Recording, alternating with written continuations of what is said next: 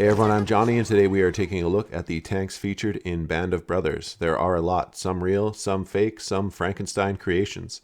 So let's take a look at them all and the battles they are featured in order of appearance. Tank scene number 1. This is a brief scene and not a combat scene, but I do appreciate it because it features the M4 Sherman with the wading modification. These modifications are designed to take in air and dump exhaust well above the tank with their almost ocean liner-like stacks.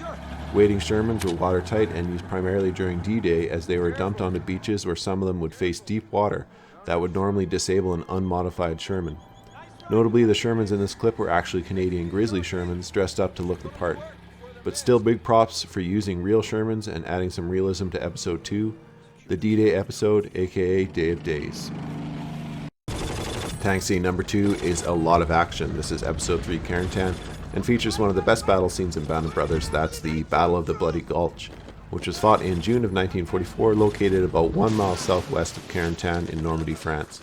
Off screen, this saw some of the German 17th SS Panzer Grenadier Division and 6th Fallschirmjäger Regiment go up against, of course, the US 101st Airborne Division, which was reinforced by elements of the US 2nd Armored Division, which you see here in the form of Sherman tanks. Well, hello, 2nd Armored. These are, again, the real deal, being Sherman Grizzlies used for the fact that they are more readily available to the studio operating out of the UK, where the miniseries was filmed. The town of Carentan was important for Allied forces because it served as a link between Omaha and Utah Beach. In the real Battle of the Bloody Gulch, 60 Shermans faced off against 12 Panzers. Let's go! Pour it on him! Let him have it! Many people question this particular scene because we see several superior German tanks and tank destroyers such as 2 Stugs and a Jagdpanther, arguably one of the best tank destroyers of the war, retreating to several Shermans. However, when we consider that off-screen this battle saw 60 American tanks versus 12 German, the retreat makes more sense. The Jagdpanther in this scene is a T-55 mock-up, and the Stugs are British FV-432 armored personnel carriers, which are great mock-ups considering they originally looked like this. The Martyr Threes in this film are the same used in Saving Private Ryan, with Tom Hanks and Steven Spielberg being part of the production team on Band of Brothers.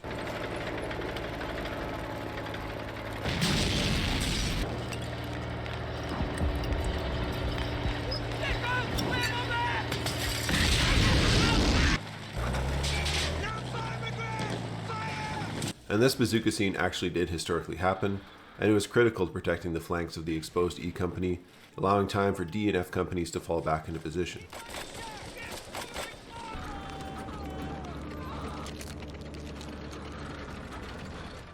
Episode 4, The Replacements, focuses on the unsuccessful military operation called Operation Market Garden, which took place in September of 1944. It was actually the largest airborne operation to date, even bigger than that on D-Day. The objective of this operation was to circumvent the north end of the defenses protecting Germany, known as the Siegfried Line. However, it depended on quickly seizing bridges and was ultimately unsuccessful. Just to quickly highlight, every time you see a German half-track in Band of Brothers, what you are looking at is not a German Hanomag, but an almost identical and authentic post-war Czech copy. Virtually all World War II movies featuring a German half-track uses a post-war Czech version. Half-track cover!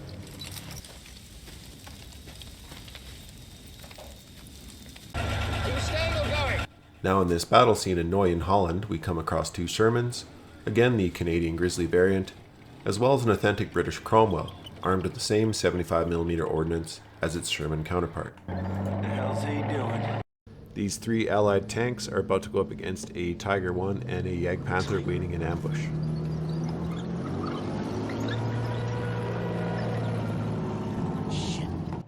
Now the Tiger I we actually see in this scene is just a Tiger turret welded onto a T-34 chassis, which is also famously used in the movie Saving Private Ryan.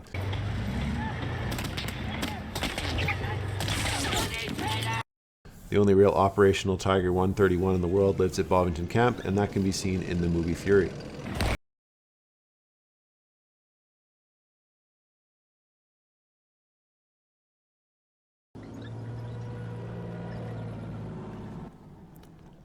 One impressive feature of this scene is actually how the Tiger I knocks out the Cromwell behind the Sherman tank, effectively cutting off the Sherman from any retreat.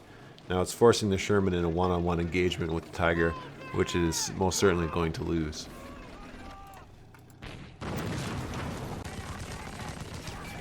Now, although the Tiger 1 is certainly a very cool tank, along with the Jagdpanther we see here, historically what you actually would have seen in the battle outside Neuyen would have actually been Panzer IVs and Panthers, but understandably the production crew was limited in what they could obtain.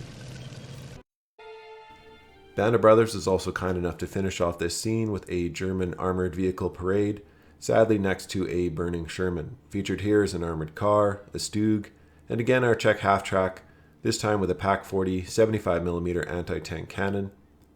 Stugs are more effective in this sort of terrain versus what we witnessed at the Battle of the Bloody Gulch.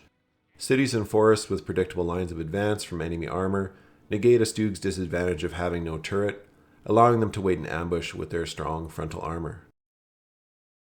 Lastly, we have Episode 7, The Breaking Point, aka Battle of Foy, which took place in December of 1944. Foy was a small town occupied by the Germans in the early stages of the Battle of the Bulge, and just one of the many battles that took place during the campaign. Easy Company would eventually capture the town after it changed hands between German and American forces a total of 4 times.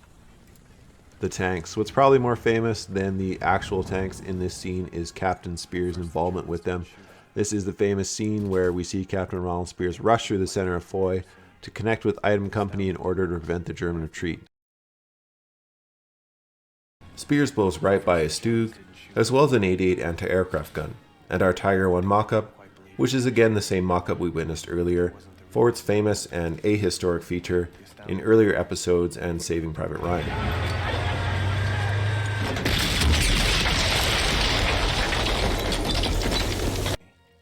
Hollywood loves a Tiger, and well, so do I. Just don't always trust it on film. In this scene, it is particularly easy to identify the Tiger as a mock-up, as it can be viewed from its side. Note the Tiger's 1 turret is incredibly far forward, such as a turret would be on a T-34, which this mock-up is built on.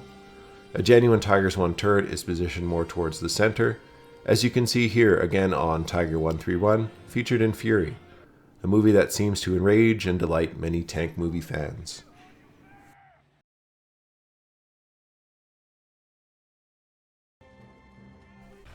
Thanks everyone for watching this brief breakdown of the tanks used in Band of Brothers.